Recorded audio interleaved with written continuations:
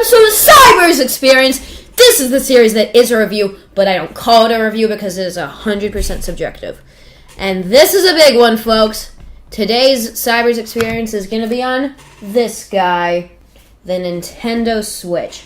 I know it's been out for a while, but I figured I just got my Switch a few weeks ago, so I figured I'd do a review, so let's just get into it. These things, the JoyCon controllers, which are very unconventional, but are surprisingly good. Now, there are a bunch of different ways you can play these things while docked, and the first is, as you see on screen, is just by holding a pair of JoyCons, one in each hand. You can use them completely independently. This is surprisingly comfortable, and personally, I like it. It's not my favorite way to play, but it is pretty cool. The biggest downfall to the JoyCons to me is this awkward thing you have to do with your thumbs. Because the JoyCons are vertical controllers, most controllers, when you go from the buttons to the right thumbstick, it has a natural curve that is good for the human thumb. Well, with the JoyCons, you're forced to do this awkward up and down motion, which forces you to bend your thumbs. Then there's the JoyCon grip.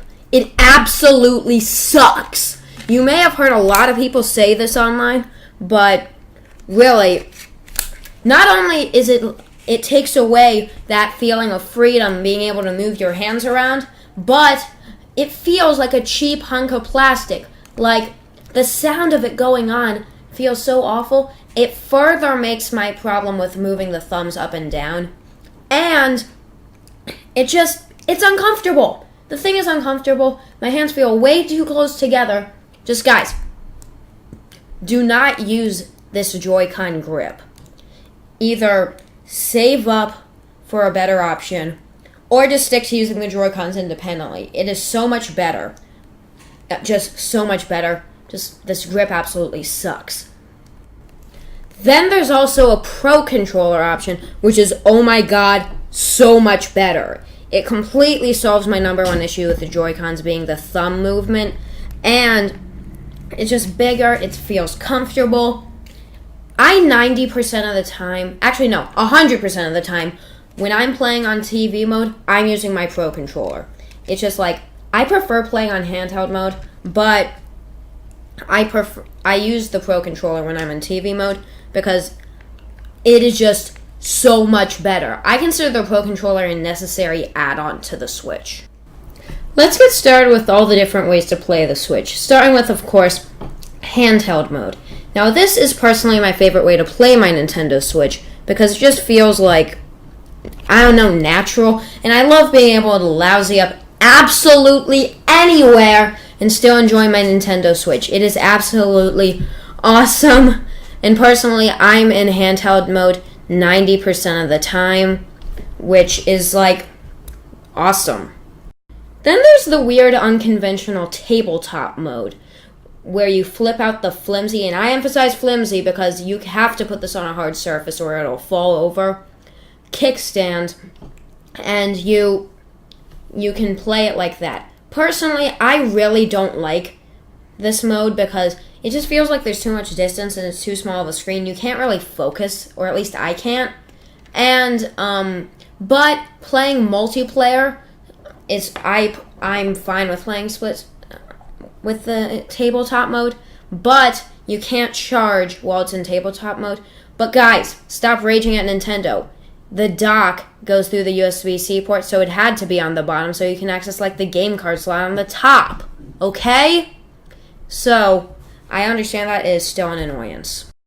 Then there is, of course, TV mode. This is a mode where you're playing on your TV, preferably with the Pro Controller, where it feels just like a normal home console. Now, really, it feels normal, like you're enjoying. The colors do feel a bit washed out on TV mode compared to handheld mode, and that's another reason why I prefer handheld mode. But, I mean, multiplayer Mario Kart is always best in TV mode. Am I right?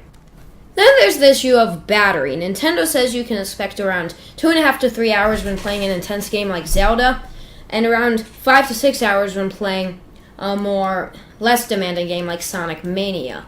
But because the Switch uses a USB Type-C port, you can charge it using a lot of portable chargers. Me personally, I grabbed this 20,000 milliamp portable charger from RAV Power. You need to make sure it goes at least 2 amps so that you can play and charge at the same time. I'll have all my accessories linked below. But yeah, mad kudos to Nintendo for having a USB Type-C port.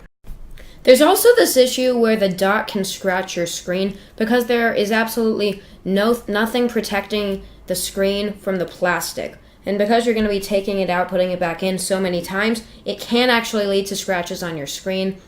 So a screen protector is definitely necessary. I grabbed this Amfilm tempered glass screen protector. It's like $11 for 2 of them. So if you screw up like I did applying the first one, then you have 2 chances. And really, no more scratches for me. And then I'll have that one linked below. It's like the most popular screen protector for the Switch though. The last accessory that I find an absolute essential for the Switch, because really, the Pro Controller, well, I consider an essential for me. It might not be an essential for you. You might be adequate with the JoyCons.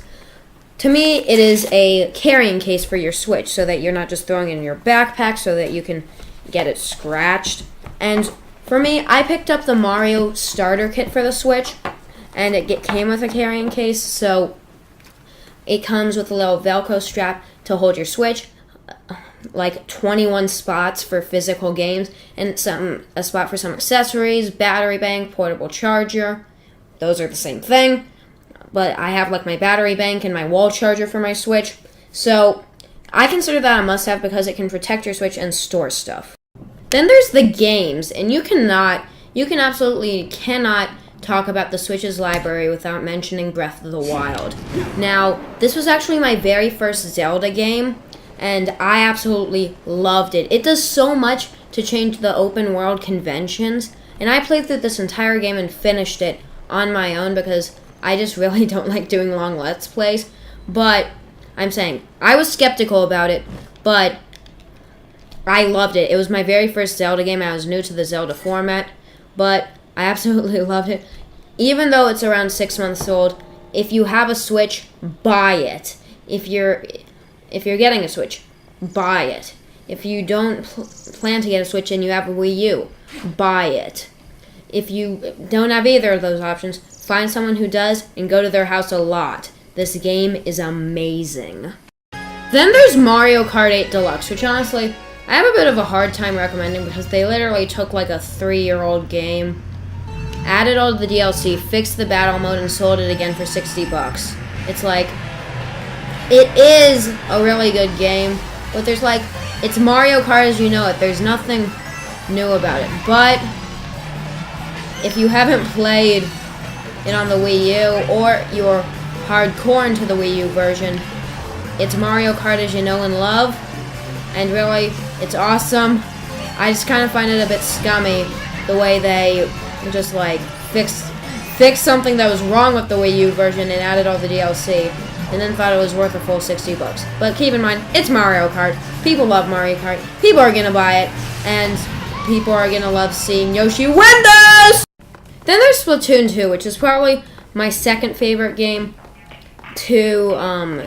second to Zelda, which is awesome. So get this game too. But that's basically going to be it for the video. Hope you enjoyed, guys. Hope you enjoyed. Hit that like button if you want more Xperience experiences.